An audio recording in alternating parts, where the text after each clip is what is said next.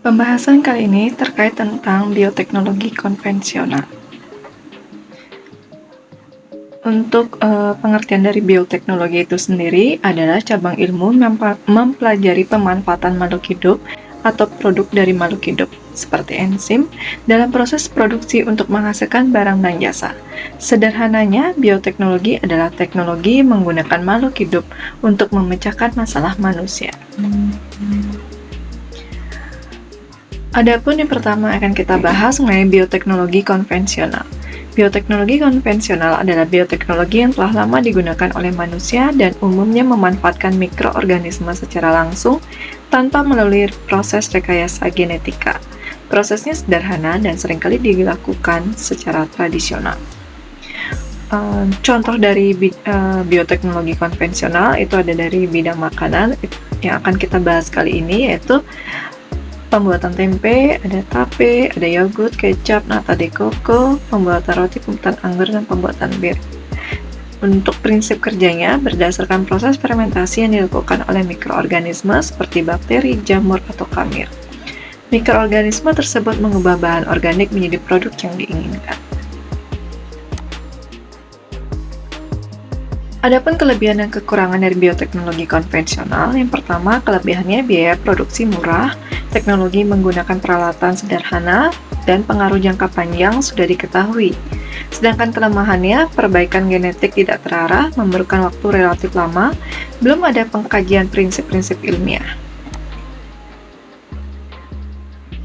Dalam bidang makanan, prosesnya yang dibantu oleh mikroorganisme, misalnya dengan fermentasi. Kita lihat gambarnya itu ada yogurt ya, di mana minuman hasil fermentasi susu yang menggunakan bakteri Streptococcus thermophilus atau Lactobacillus bulgaricus, yang mengubah laktosa pada susu menjadi asam laktat. Selanjutnya itu ada keju, yaitu memisahkan zat-zat padat pada susu melalui proses pengentalan atau koagulasi dengan bantuan bakteri Streptococcus thermophilus dan Lactobacillus bulgaricus.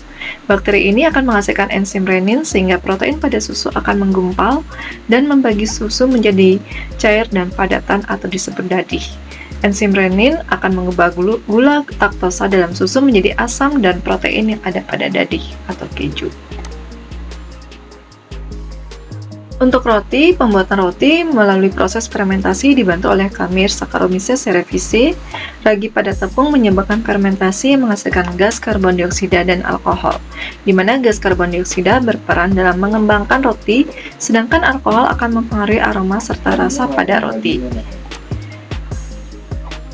Untuk tape, pembuatan tape melalui proses fermentasi di sini dibantu oleh kamir Saccharomyces cerevisiae.